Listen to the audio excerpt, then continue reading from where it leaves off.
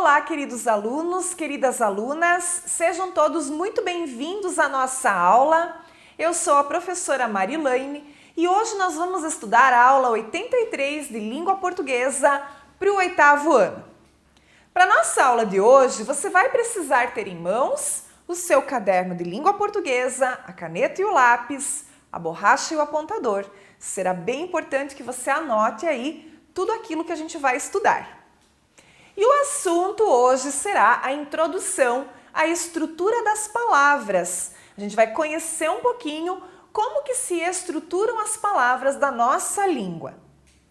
Os objetivos propostos são conhecer as partes que estruturam as palavras, que são os chamados morfemas das palavras, e conhecer e identificar o que é o radical, a vogal temática, o tema, a desinência, o afixo e as vogais e consoantes de ligação. Muito bem, pessoal. Então, vamos lá, né? A estrutura das palavras, ela está relacionada a elementos que compõem os vocábulos. Então, as palavras, elas têm pequenos pedacinhos que vão formando essa palavra, né? Então, esses elementos a gente chama de elementos mórficos ou também morfemas. E quais são os morfemas? O radical, o tema, os afixos, que neste caso são os prefixos e os sufixos, as desinências, a vogal temática e vogal e consoante de ligação. Então, são algumas partes importantes que ajudam na estruturação de uma palavra. Vamos começar então falando, né, do primeiro morfema. Nós vamos conhecer todos os morfemas hoje, tá? Que são esses pedacinhos aí que vão formando as palavras e que recebem esses nomes. Então, o primeiro morfema que a gente vai conhecer é o radical. O radical, ele é o elemento base, ele é a raiz da palavra, né? É o elemento base que serve de significado para a palavra, tá? Nesse elemento base, não vai haver alterações nas palavras que forem derivadas desta palavra. Então, esse elemento base, a raiz, né, é o radical, é aquilo que permanece sempre igual em todas as palavras que pertencem àquela mesma família. Então, eu tenho aqui, por exemplo, né, o livro, livrinho, livreiro e livraria. Tá? Você vai observar que livre, né, até o R, livre, é o radical. Por quê? Porque essa é a parte que não mudou em todas as palavras que derivaram lá do livro. E, claro, né, se você for formando ali, talvez vai aparecer, né, outras palavras que possam derivar, livreto, livrão, né? E essas palavras, elas vão sempre manter o mesmo radical. Se a gente pegar uma outra palavra, vamos pegar a palavra flor. De flor eu tenho lá floricultura, ó, vai observando como o flor fica sempre igual, ó, floricultura, florista, florescer, aflorar, florescente, né? Então, não vai mudar. Por que não vai mudar? Porque é o radical. O radical fica igual, né? Você já deve estar pensando em mais palavras. Pensa aí que tem várias palavrinhas que você consegue formar famílias e vai observar o radical que não muda, que é sempre o mesmo. O segundo morfema. O segundo morfema é a vogal temática. A vogal temática, ela se junta ao radical de uma palavra, tá? E ela é bem importante, porque nos verbos, a vogal temática vai indicar a que conjugação pertence àquele verbo. Então, eu tenho, por exemplo, os verbos da primeira conjugação são os que têm vogal temática A, porque são os verbos terminados em ar. Como, por exemplo, o verbo amar. Trabalhar, cantar, estudar, jogar. Já os verbos da segunda conjugação, eles têm vogal temática E. E são os verbos terminados em er, como vender, correr, ler, escrever, poder, comer, etc, né? E a terceira conjugação são os verbos que têm vogal temática I, e são os verbos terminados em ir. Sorrir, dormir, partir, construir, partir, destruir, né? Enfim, tudo aquilo que terminar em ir. Então, eu tenho 3 conjugações, primeira, segunda e terceira. Isso aqui para os verbos, tá? Então, essa vogal temática aqui que eu tô falando pertence aos verbos, para eu saber qual é a conjugação verbal. Primeira, segunda ou terceira. Muito bem. E a vogal temática nominal.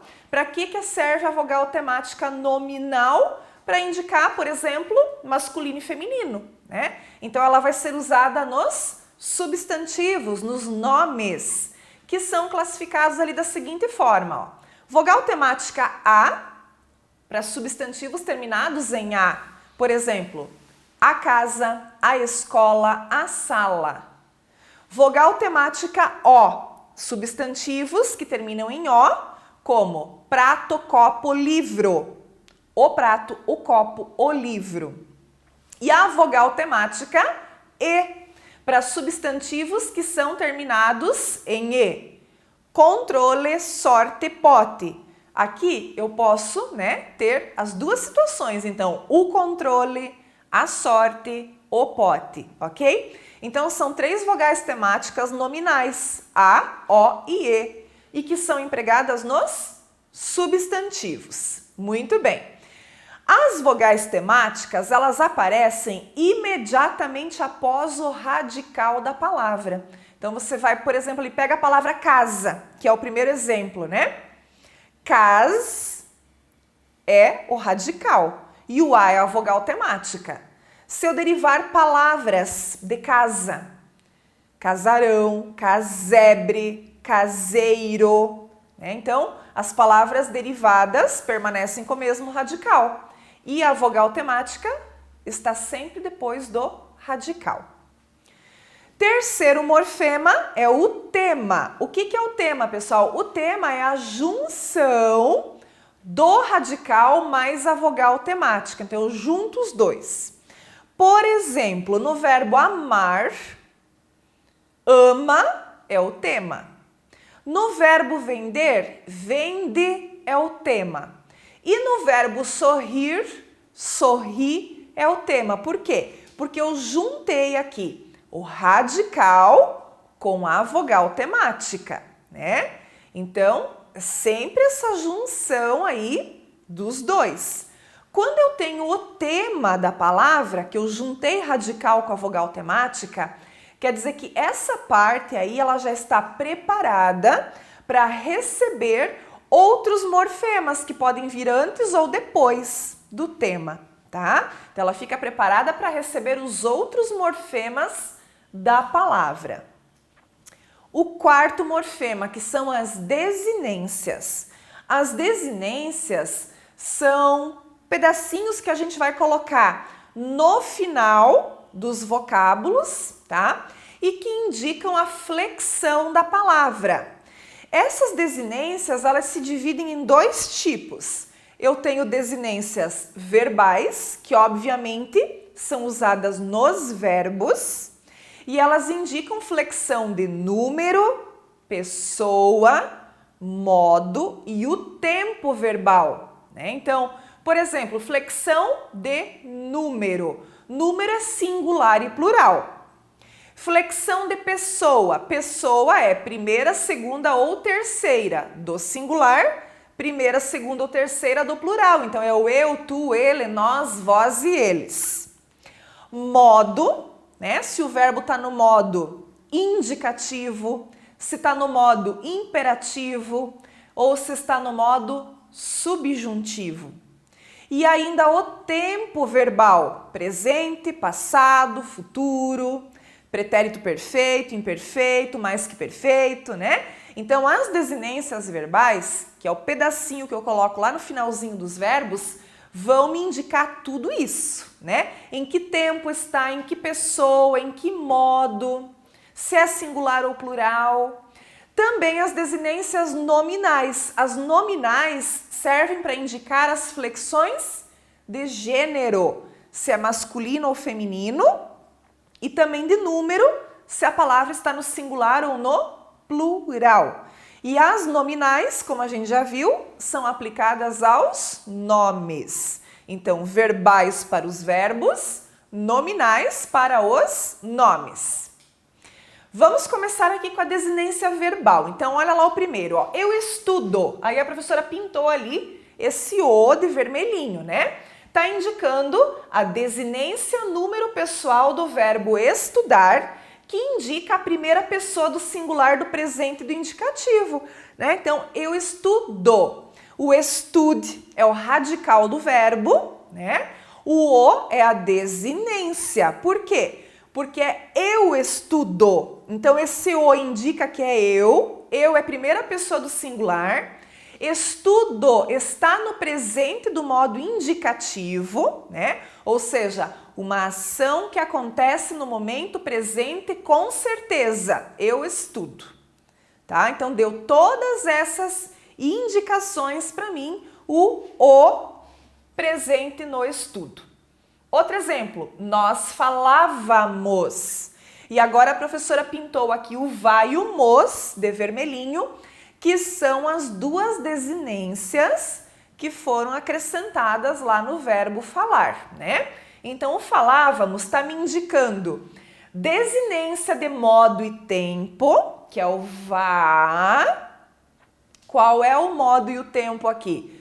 Pretérito imperfeito do modo indicativo. E está me indicando a desinência de número e pessoa através do mos.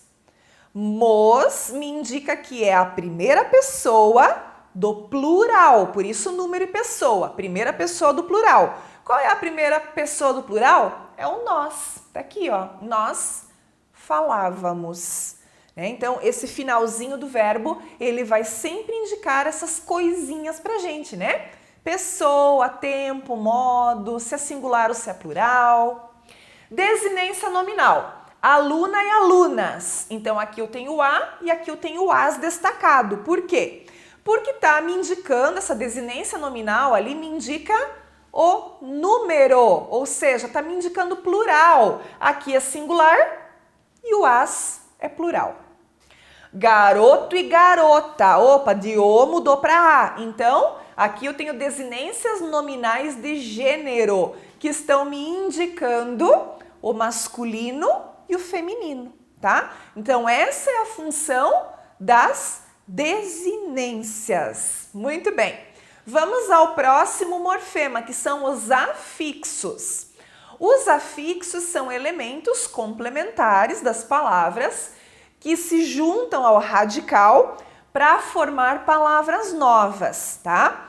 Os afixos, eles são chamados de prefixos ou de sufixos. Prefixo, como a palavra já diz, pré, ela vem antes do radical, e sufixo vai aparecer depois do radical. Não é obrigatório que tenha prefixo e sufixo na palavra. Se tiver um, ele já tem esse morfema, tá? Então, olha ali, ó, um exemplo de prefixo.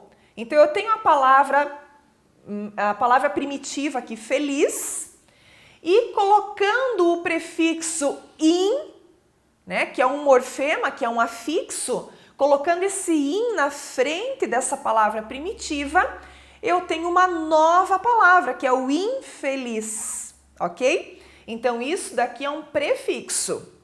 Agora, um exemplo de sufixo. Continuo aqui com a palavra primitiva e acrescentei o sufixo ardo e formei a palavra nova, felizardo, ok? Então, isso aqui que está destacadinho de vermelho são os afixos. No primeiro é o prefixo, no segundo é o sufixo. Muito bem. Poderíamos ter também uma palavra, aí pegando ainda o feliz, em que eu tivesse tanto prefixo quanto sufixo, que é o infelizmente. Feliz, tá lá no meinho, né? É a palavra primitiva. Aí eu coloquei o in na frente e o mente depois e formei a nova palavra que é infelizmente, ok? Então, afixos é isso aí, né? Prefixos e sufixos que vão se anexar ao radical e formar palavras novas. E ainda agora as vogais e consoantes de ligação. Elas têm uma função bem importante também. Então vamos começar ali pela vogal de ligação. As vogais de ligação, elas são elementos, né, ou são vogais que a gente inclui nas palavras para facilitar a pronúncia. Por quê? Olha o exemplo. Quando eu juntei a palavra café mais cultura, né, eu formei uma nova palavra, mas essa palavra ficaria de repente meio estranha de pronunciar se fosse café cultura. Então esse i ali no meio eu chamo de vogal de ligação. Ela serviu para dar liga nas duas palavras e para facilitar a pronúncia. Então é mais fácil pronunciar café e cultura do que café cultura. O café cultura parece que ficou faltando ali e faltou justamente esse i que foi acrescentado e que a gente chama de vogal de ligação. E a consoante de ligação, ela tem a mesma função, mas aí ela é uma consoante. Então, quando eu juntei o chá mais o sufixo eira, né, eu tentei formar uma nova palavra, que era chaeira. Mas chaeira precisou colocar esse L ali para dar liga, né? Na palavra chá, mas no sufixo eira. Então, chaleira. Opa, agora ficou melhor a pronúncia. Então, esse L que aparece ali no meio da chaleira é a chamada consoante de ligação e que a gente usou para facilitar a pronúncia da palavra, tá? Então, a função das vogais e das consoantes de ligação é unicamente essa. Melhorar a pronúncia da palavra. Ok, pessoal? Então, estes foram todos os 6 morfemas que a gente tinha para conhecer da estrutura das palavras. Agora você vai lá para os exercícios, praticar as atividades e fixar bem este conteúdo. Muito obrigada pela sua atenção e a gente se vê nas próximas aulas. Até mais!